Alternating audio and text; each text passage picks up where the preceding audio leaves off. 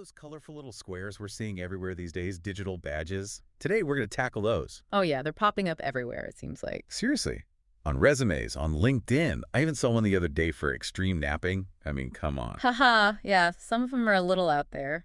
But for small and medium-sized businesses, especially, figuring out if these things actually represent valuable skills, that can be a real challenge. Like, are these badges a gold mine for talent assessment or just a bunch of fancy internet stickers? What do you think? It's a good question, and there's a lot of skepticism out there. And for good reason. But writing off all badges is meaningless. That'd be a mistake, I think. Okay, so how do we figure this out then? Well, think of it this way. A degree from Harvard carries a lot more weight than a diploma mill, right? Right. Same idea applies here. So, like, there's a hierarchy we need to decode. Yeah, kinda. But how do busy business owners actually do that, right? That's what we're here for. Well, you're in luck. Because we've partnered with the leading experts in this field, the Digital Badge Academy, to bring you this deep dive. That's awesome. Jim Daniels and David Leeser, the guys behind the Academy, they've provided a ton of insights and research for this episode, really helped us boil it all down to 5 key strategies for assessing badge legitimacy. 5 strategies. Yeah. All right, ready. Lay it on me. What's the first one? All right, strategy number 1, verify the issuing authority.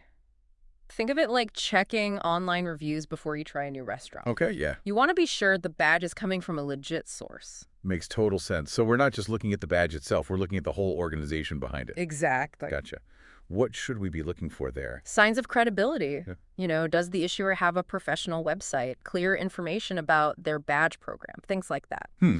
Are they accredited by any relevant industry bodies? Do they have a transparent process for earning and verifying badges? Those are all good signs. So if the issuer checks out, are we good to go then? Can we assume the badge is legit? Not so fast. Oh. Strategy number 2 is all about examining the badge itself. Gotta move beyond just the pretty picture and really delve into the details. Does it clearly state the skills or competencies that it represents? Are there any unique identifiers or verification mechanisms, like a digital signature or a link to a verification page? So it's not enough for the badge to just look nice. Yeah. It needs to have some, like, substance behind it. Exactly. Think of it like a currency, right? Okay. You would look for security features to make sure it's not counterfeit. Digital badges need that same level of assurance. In fact, some are even starting to use blockchain technology for enhanced security. Blockchain, huh? That's one of those buzzwords I hear everywhere. I'll be honest, not totally sure I understand how it works, though. It's pretty cool, actually. Imagine a digital ledger that's distributed across multiple computers. Makes it almost impossible to tamper with. Every time a badge is issued or verified, a record is added to this ledger, creating this permanent and totally transparent trail. So blockchain adds a layer of trust and basically prevents someone from just creating a fake badge out of thin air. Exactly. Yeah. Like a tamper-proof seal on the badge's authenticity. Okay, so 2 down. Ready for number 3? Get me. Number 3, and this is a big one, assessing the earning criteria. Here's where we figure out if the badge actually represents real skills or just participation. Okay, so how do we know if it was like climbing Mount Everest to earn that badge, or more like a stroll in the park? Good analogy. Right. You want badges that mean demonstrable skills, not just showing up, right? Right, of course. Check if the issuer clearly outlines the criteria for earning the badge. Were there rigorous assessments involved? Projects? Right. Real-world applications? So it's the difference between someone who took a cooking class and someone who actually completed, like, a whole culinary arts program. Precisely. Right. You want someone who can walk the walk, not just talk the talk. For sure. And don't be afraid to ask candidates for evidence of the work that led to earning the badge. Portfolios, project samples, anything like that. So this is becoming a full-on investigation. We're verifying the issuer, scrutinizing the badge, and now we're digging into the earning criteria. What else do we need to consider? Good question. And that brings us to strategy number 4, context. Context. You could have a candidate with a really impressive-looking badge. Right. But is it relevant to the actual job you're hiring for? Good point. Like a badge in social media marketing might not be the most valuable thing for an accountant. Makes sense. It's all about matching those skills to the actual needs. Yeah. So how do we figure out if a badge is a nice-to-have or a must-have for a specific position? You really have to understand the specific skills and competencies required for that job. Okay. Analyze the job description, break down the tasks, and then see if the badge aligns with all that. Also, consider the level of the badge. Is it Entry level, intermediate, expert level. So we're looking at both the badge's relevance and its level of expertise. It's like comparing a bachelor's degree to a master's degree, right? They represent different levels of knowledge. Okay, so we've verified the issuer, inspected the badge itself, assessed those earning criteria, and considered the context. Anything else we got to do before we give that badge the thumbs up? One more crucial step. Strategy number 5, utilizing verification tools. Verification tools. Okay, now I'm intrigued. Tell me more. Think of it like authenticating a valuable piece of art. You wouldn't just take someone's word for it, would you? You'd want to consult experts, examine provenance records, maybe even use scientific analysis. Verification tools for digital badges, it's kind of the same idea. So where do we find these, badge authenticators? Well, there are a couple of ways you can go about this. First, there are third-party verification services. Okay. They specialize in assessing the legitimacy of digital badges. They've got databases of reputable issuers, understand the badge criteria, and can even check for that blockchain verification we talked about. So it's like having an art appraiser come in and give you their expert opinion, basically. Takes the guesswork out of it. Exactly. And if you want to be extra thorough, you can always contact the issuing organization directly. Most reputable ones are happy to verify the authenticity of their badges and provide more details about the earning process. So we've got these verification tools at our disposal, but can you give us a real-world example of how they might be used? Like, how does this actually play out in a hiring scenario? Okay, let's say you're reviewing applications for a software developer position, and one candidate has a badge for full-stack web development from some organization you've never heard of before. Red flag. Maybe. Okay, so what do you do? You check out their website, and it's pretty bare bones, no mention of accreditation. The badge criteria are kind of vague, and there's no clear verification process. Yeah, those are definitely red flags. What's our next move? You could run that badge through a third-party verification service, and let's say they discover that the organization isn't accredited by any recognized industry body, and the badge criteria are essentially non-existent. Anyone who completes a simple online quiz can earn it. Whoa, so we just dodged a bullet there. Our due diligence saved us from potentially hiring someone with, totally inflated credentials. Exactly. Okay, that is a powerful example of why these tools are so important. It's all about mitigating risk, and making informed decisions. Digital badges can be really valuable signals of skills and competencies, but only if they're actually legitimate and relevant. This has been incredibly eye-opening. So let's recap those 5 strategies for decoding digital badges, just so we're all on the same page. 1, verify the issuing authority. Right. 2, examine the badge itself. Yep. 3, assess the earning criteria. 4, consider the badge's context.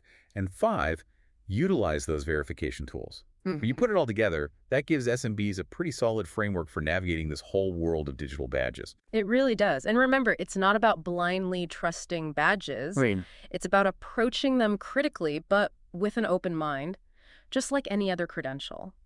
Do your homework, leverage the tools and resources that are out there, and you'll be in good shape. Great advice. So for our listeners who are thinking, this all sounds good, but I don't have time to become a badge detective, what would you say to them? That's totally fair. Time is precious, especially for SMB owners. But here's the thing. Investing a little time up front can save you a ton of headaches down the road. Oh, for sure. Think about the cost of a bad hire, all that wasted time training someone who doesn't have the skills you need. Yeah, you're right. Verifying those badges. It's a small investment that can really pay off big time. That's a great way to look at it. It's about being strategic and proactive, not just reacting to problems after they happen. So we've covered how SMBs can use these strategies to assess badges on resumes and LinkedIn profiles. But let's switch gears for a sec. What about the other side of this? How can SMBs actually leverage digital badges to benefit their own organizations? That's a great question. And it's something that Jim Daniels and David Leeser from the Digital Badge Academy are super passionate about. They see badges as more than just a way to assess existing skills.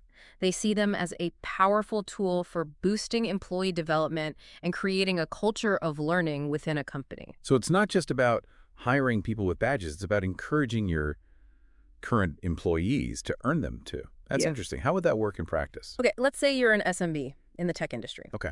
You realize your employees need to upskill in areas like cybersecurity or cloud computing. Right. You could partner with a reputable badge issuer to create a customized training program. And at the end, boom, they get a recognized digital badge. So instead of sending employees to some generic training course, You create a program that's specifically aligned with your company's needs, and they Exact. have that badge to show for it. It's a win-win. Employees get valuable skills and credentials. The company benefits from a more skilled and competitive workforce. I bet that's super motivating for employees. It's not just learning for learning's sake. It's about achieving tangible recognition for their growth. And those badges can then be displayed on their LinkedIn profiles, their resumes, even internal platforms, showcasing their commitment to professional development. It's almost like creating this culture of micro-credentialing within your organization. Yeah, Employees are constantly learning and earning badges, and that just elevates the company's overall expertise. precisely. It's a really powerful way to build a learning culture, attract top talent, retain employees, and stay ahead of the curve in today's fast-paced business world. This has been such a fascinating look into this whole world of digital badges. We've gone from skepticism to seeing the incredible potential they have for both individuals and organizations. But before we wrap up, I want to circle back to something you mentioned earlier, blockchain technology. Ah, yes, the foundation of trust in the digital age. I'm still a little fuzzy on how exactly blockchain makes badges more secure. Can you break that down for us one more time? Sure. Think about a traditional paper certificate. Okay. Relatively easy to forge or tamper with, right? Yeah.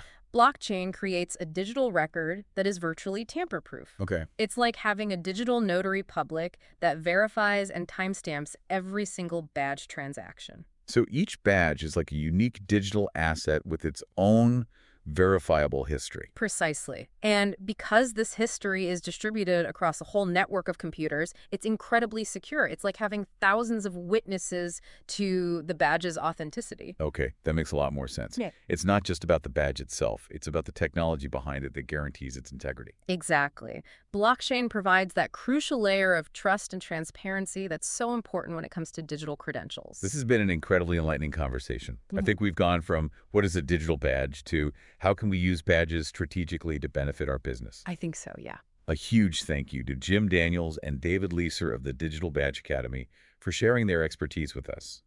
Their insights have been truly invaluable in demystifying this complex and evolving landscape. The pleasure was all ours. As the use of digital badges continues to grow, it's so important for both individuals and organizations to stay informed and adopt a strategic approach. Absolutely.